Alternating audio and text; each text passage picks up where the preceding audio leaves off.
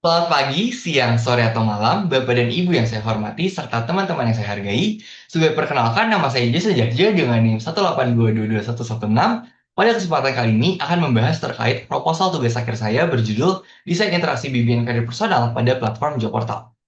Pertama-tama, kita akan membahas terkait fenomena yang melatar belakangi proposal tugas akhir ini. Diketahui bahwa mayoritas masyarakat Indonesia sebanyak 66% bergantung pada job portal sebagai sumber informasi ketersediaan lowongan pekerjaan. Hal ini menandakan bahwa job portal merupakan platform sentral yang diandalkan oleh masyarakat Indonesia dalam proses eksplorasi karir mereka. Namun di sisi lain terdapat fenomena yang mengkhawatirkan, di mana diketahui bahwa terdapat 51% pencari kerja merasakan kecemasan tingkat tinggi. Hal ini menandakan bahwa job portal sebagai platform sentral yang diandalkan oleh masyarakat Indonesia masih belum dapat mengakomodasi kebutuhan emosional penggunanya. Untuk membuktikan pernyataan ini, saya mencoba mencari penelitian sebelumnya yang membahas desain interaksi yang menjadi penyebab emosi negatif dari penggunanya. Dan ditemukan bahwa ada penelitian yang membahas stres yang disebabkan oleh desain interaksi dari job search system saat ini atau job portal. Beberapa faktor utama yang ditemukan adalah kurang umpan balik sistem, alur interaksi kompleks, serta info lowongan yang tidak konsisten. Ini masih berhubungan dengan kecemasan karena stres merupakan salah satu faktor pemicu kecemasan.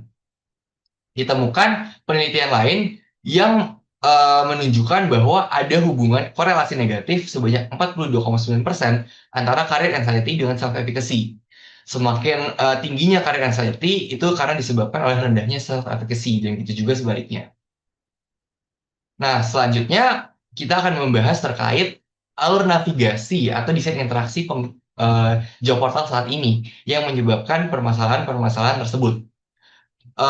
Oleh kan dinyatakan bahwa job portal saat ini itu efisien sebagai media distribusi informasi, memastikan bahwa lowongan dapat diakses oleh kandidat dalam jumlah besar dengan waktu yang lebih cepat. Namun, itu efisien bagi perusahaan, belum efektif bagi pencari kerja. Kenapa? Coba kita lihat dari diagram di samping. Alur navigasinya adalah pengguna masuk ke portal dan mulai menelusuri daftar lowongan yang tersedia. Pengguna membaca, menafsirkan deskripsi pekerjaan, dan membandingkan dengan kemampuan diri mereka. Setelah itu, melanjutkan apakah mereka ingin mendaftar ke lowongan tersebut atau kembali menelusuri daftar lowongan. Meskipun secara garis besar alur navigasi ini terlihat sederhana, menurutkan proses kognitif pengguna di dalamnya itu cukup tinggi. Kenapa? Karena pengguna dibiarkan menafsirkan deskripsi pekerjaan yang seringkali panjang, mengandung istilah teknis, atau tidak jelas relevansi kompetensinya dengan diri mereka. Nah, setelah melihat berbagai data sekunder dan riset penelitian, itu saya merangkum masalah umum menjadi 5. Yang pertama, pengguna kesulitan menafsirkan deskripsi pekerjaan yang panjang dan ambigu atau teknis. Information overload, pengguna sering meragukan relevansi pengalaman dengan persyaratan kerja. Tekanan untuk memilih karir yang tepat sehingga membuat mereka takut salah langkah. Dan kembali lagi ke relevansi, bingung, tidak siap, atau tidak percaya diri terhadap kecocokan diri mereka.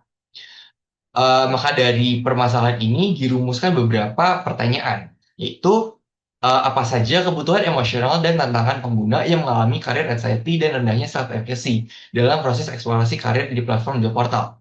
Bagaimana alur percakapan bimbingan karir dapat membantu pengguna mengurangi kecemasan dan meningkatkan self-efficacy, dan bagaimana prototipe mengimplementasi alur percakapan tersebut. Dan dari situ lahirlah usulan solusi berupa desain interaksi baru berbentuk model interaksi dialogis dari conversational AI.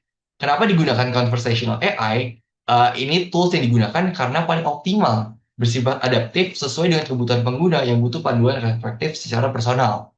Jika dimetaforakan, ini sebagai career companion, partner yang dapat berdialog, menjawab kebingungan, serta menawarkan arahan ketika pengguna bingung. Alur navigasi usulannya adalah ditambahkan penawaran opsi bantuan AI di awal proses eksplorasi karir mereka. Jika mereka butuh, akan disediakan conversational AI yang akan siap untuk menjawab permasalahan mereka. Sementara kalau enggak, itu akan lanjut ke proses eksplorasi karir seperti job portal konvensional saat ini. Gitu.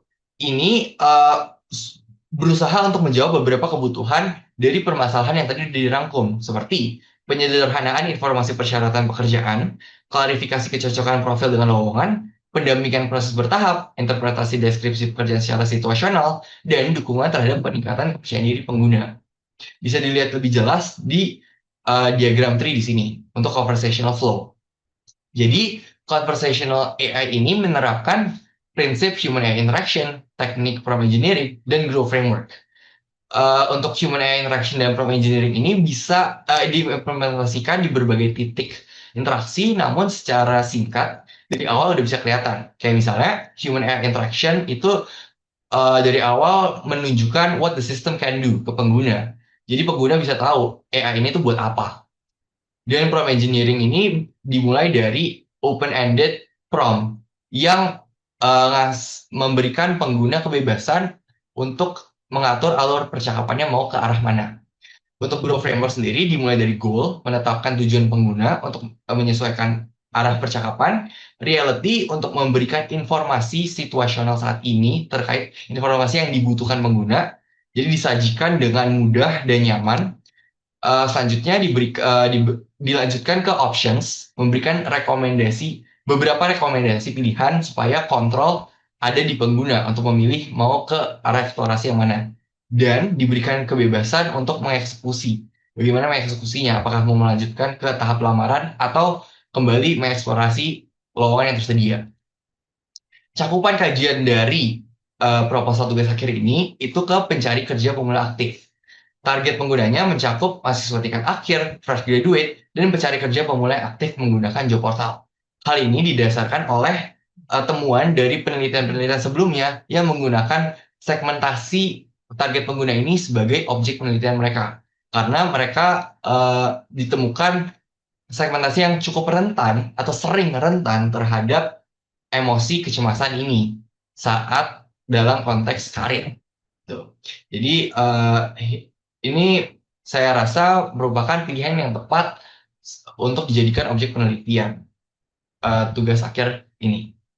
Metode user research yang akan digunakan untuk memvalidasi pernyataan barusan adalah menggunakan survei dan interview nantinya setelah seminar proposal TA ini.